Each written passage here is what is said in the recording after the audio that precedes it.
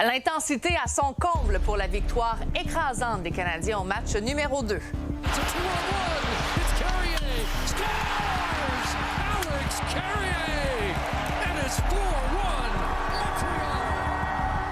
Inquiétude à quelques heures du déploiement du dossier santé numérique. On le sait, on va en avoir quelques-uns des bugs. Le déploiement d'un tel système, d'une telle ampleur, c'est colossal.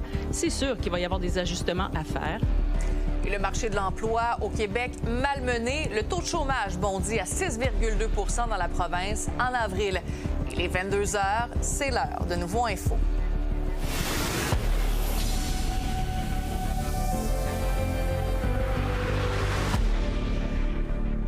Bonne fin de soirée tout le monde. Il y a de nombreux Québécois qui vibrent au rythme du hockey en cette deuxième ronde des séries. Et après un premier match du Canadien contre les Sabres, bon, faut le dire, un petit peu décevant, bien là, les joueurs du CH sont revenus en force pour le match numéro 2. Et on va aller joindre Elliott qui a passé la soirée avec des partisans à l'intérieur du Centre Bell. Elliott, est-ce que les partisans ont retrouvé le sourire là, ce soir? Ah, il n'y avait pas grand monde de mauvaise humeur ce soir, Sabrina. Il faut le dire, 5-1, c'est quand même une victoire écrasante là, du Canadien. Alors, bon, ça met les gens de bonne humeur. Là, pour l'instant, bon, les gens ils ont quitté le Centre Bell, mais je vous le dis, là, tantôt, à l'intérieur de la taverne 1909, c'était quelque chose. J'ai parlé avec plusieurs fans et ils sont très confiants pour le match de dimanche.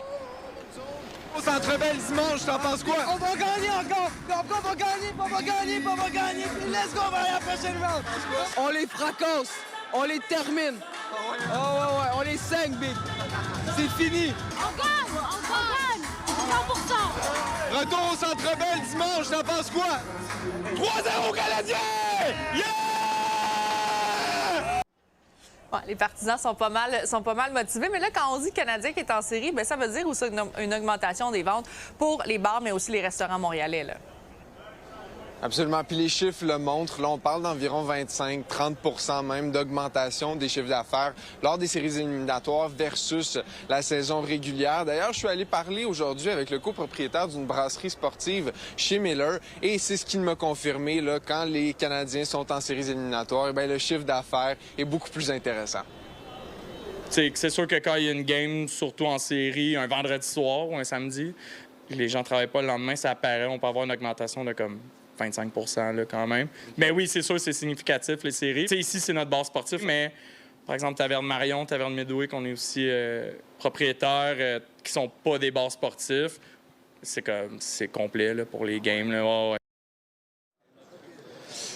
Alors, ici, à la Taverne 1909, les billets étaient 26 là, avec la pizza à volonté, les beignes, les chips. Bref, ça prouve qu'on n'a pas besoin de prendre une marge de crédit là, pour avoir de l'ambiance dans les séries éliminatoires. Alors, les partisans sont vraiment contents de cette victoire du Canadien. Et dimanche, on se retrouve pour le match numéro 3. Il y a des fans juste ici. Je peux savoir un petit go, Habs, go!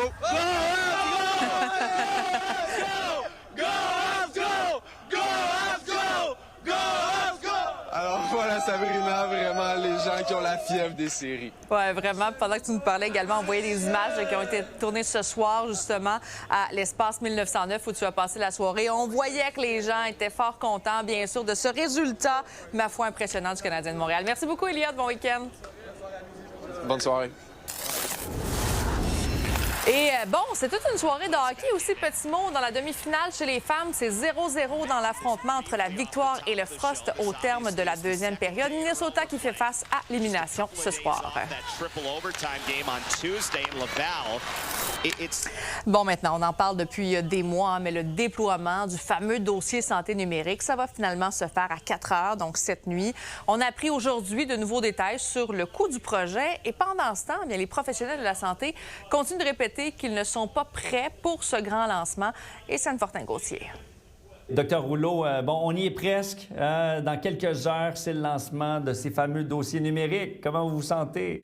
On est tous un peu fébriles, hein, parce que veut pas, c'est un énorme changement pour nous nos équipes, nos patients. Donc, on doit faire face, veut pas, à une réalité imposée. Le témoignage de la Dr Rouleau s'ajoute à celui de nombreux autres professionnels de la santé à qui j'ai parlé ces derniers jours, qui disent que la formation a été déficiente et qui sont tout simplement pas prêts à travailler avec les nouveaux dossiers de santé numérique. Bien, ça va être au moins de l'ordre de 50 de perte d'efficacité pour les premiers mois. Aux États-Unis, avec leur infrastructure puis avec la quantité d'employés qu'ils ont pour aider les médecins et les patients, on parle que même 6 mois après l'implantation d'Epic, il y avait encore 30 de perte d'efficacité. 100 millions de dollars par année, c'est les coûts d'exploitation du nouveau système pour obtenir la licence de la compagnie américaine Epic, l'hébergement de la plateforme et les salaires des employés de soutien.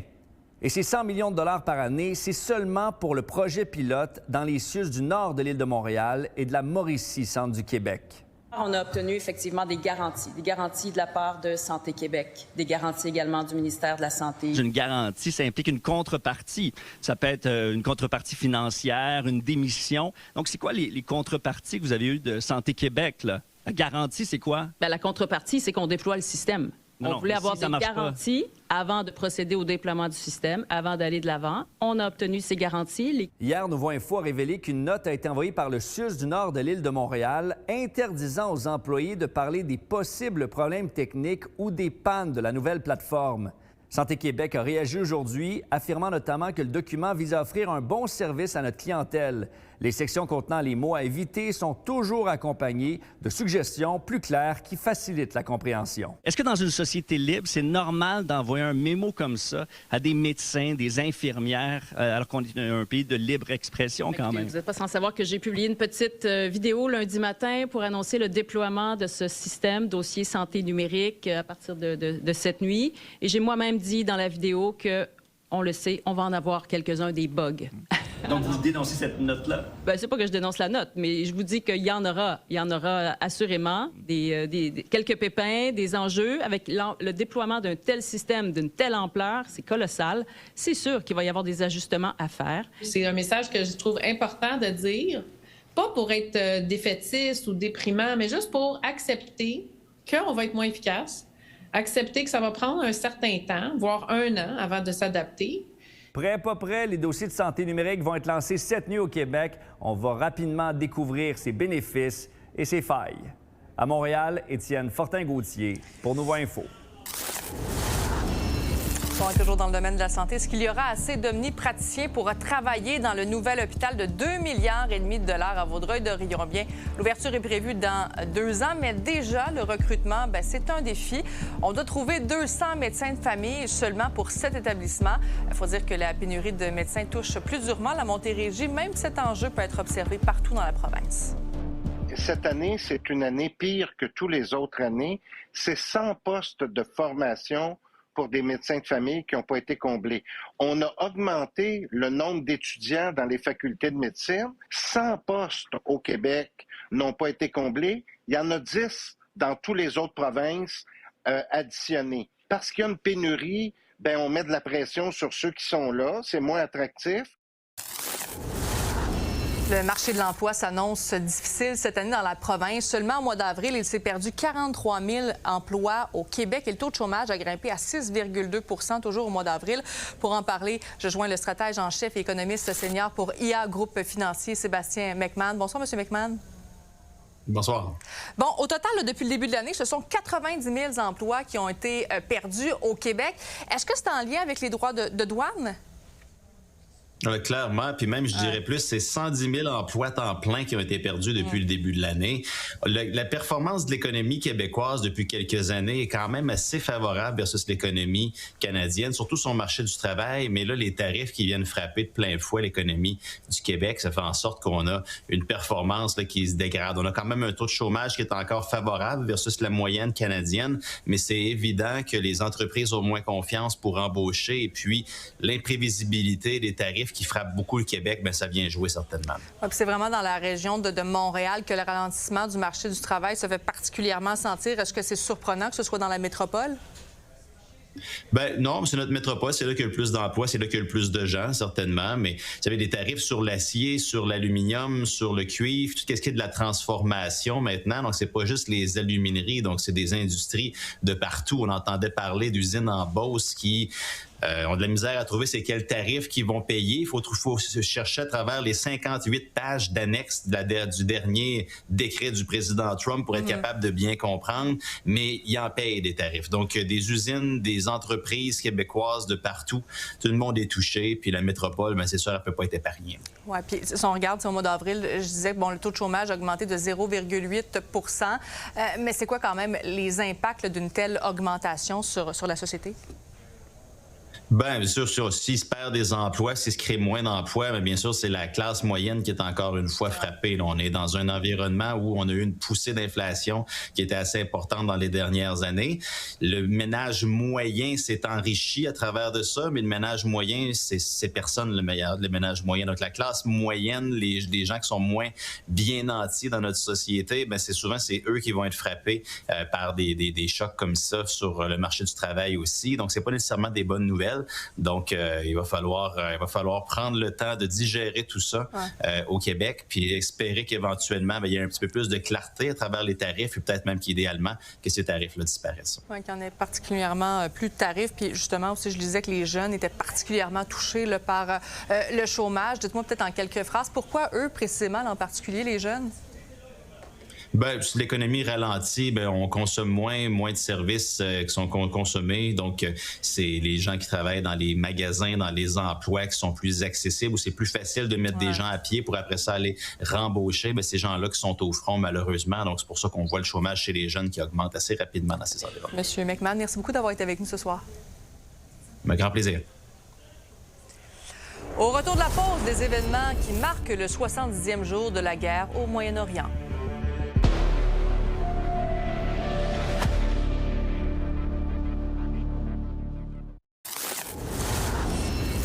Guerre au Moyen-Orient. Maintenant, les États-Unis attendent toujours une réponse à leur proposition à l'Iran.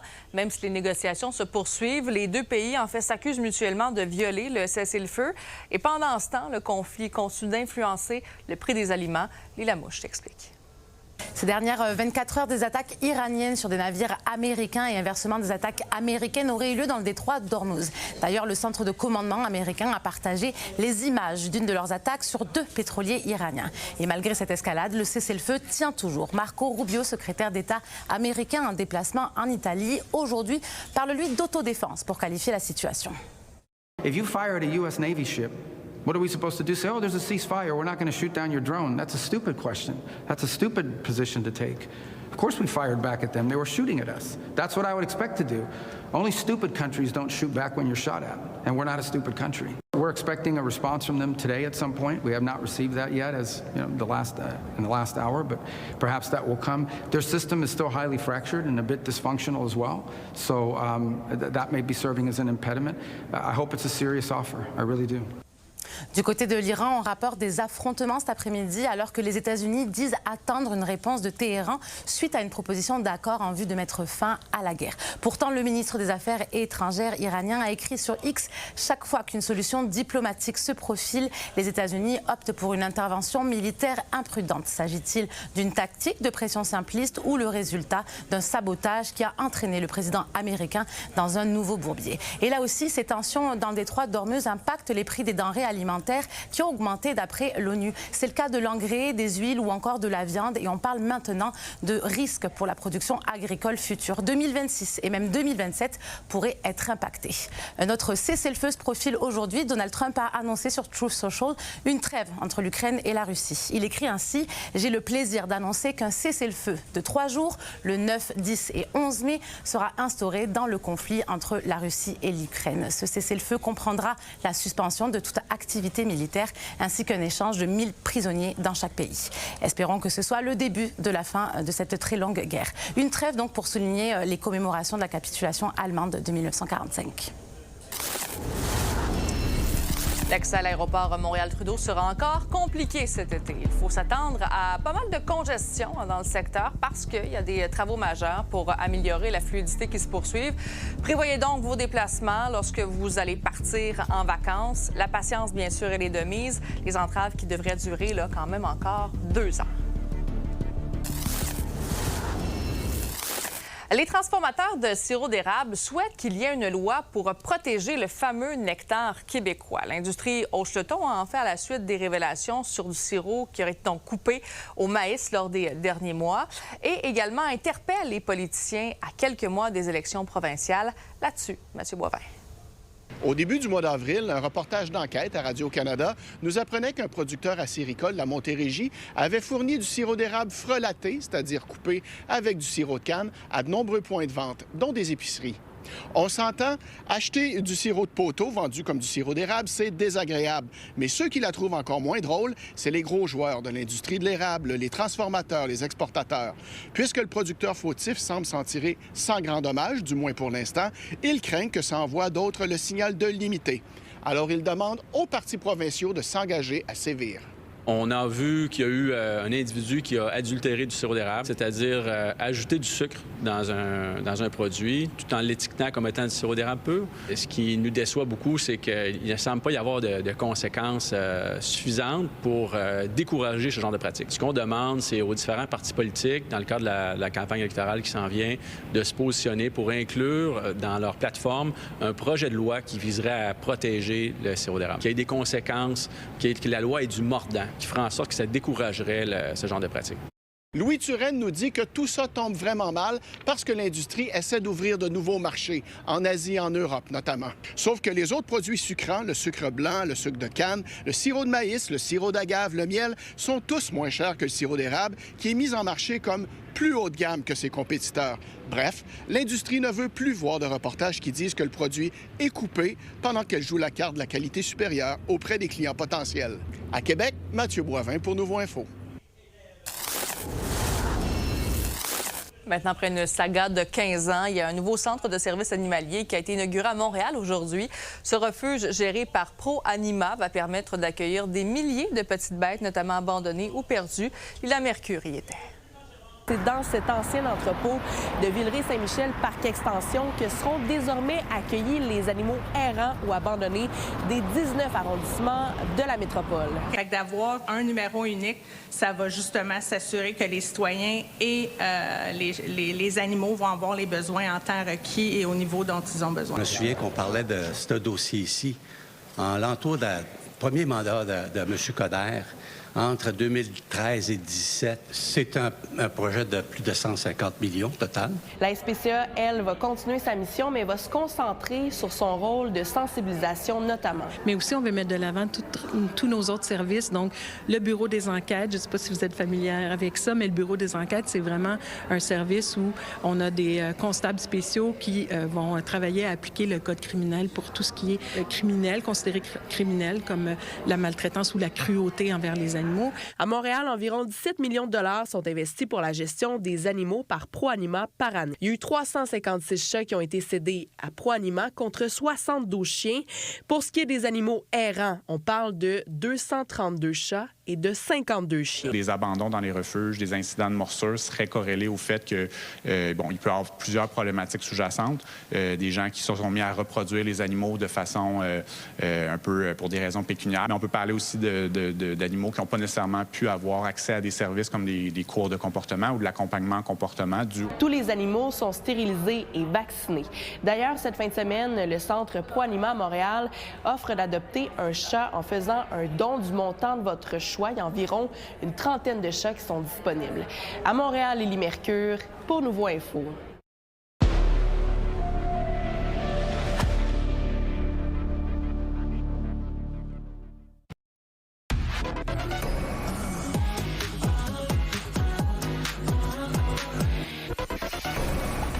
Salut Raphaël. Bonsoir Sabrina. Alors, on lance la saison des festivals et on commence avec Santa Teresa qui est du côté de Sainte-Thérèse. Ça fait du bien cette nouvelle-là. Ça veut dire que c'est là, l'été est à nos portes. Donc, c'est un premier festival pour débuter la saison estivale. Et c'est intérieur, extérieur. Il y a différents artistes qui vont se produire dans les rues de Sainte-Thérèse. C'est complètement magnifique. Vous pourrez voir entre autres Bon Enfant, Elisapie, Mike Clay. C'est jusqu'à dimanche. Il y a toujours des laissez-passer qui sont disponibles. Et à Tremblant, c'est le Bloomafest. Oui, on continue on continue la musique. Ça continue avec, entre autres, parce que ça a été coup d'envoi ce soir. Et là, on poursuit demain en plein air avec Ariane Roy, Lou-Adrienne Cassidy, qui est une véritable sensation, qui a raflé tous les prix au dernier gala de la disque. Et également le groupe Half Moon Run. Qu'est-ce qu'ils chantent, eux autres? Ah oui, Full Circle, et ça sonne comme ça.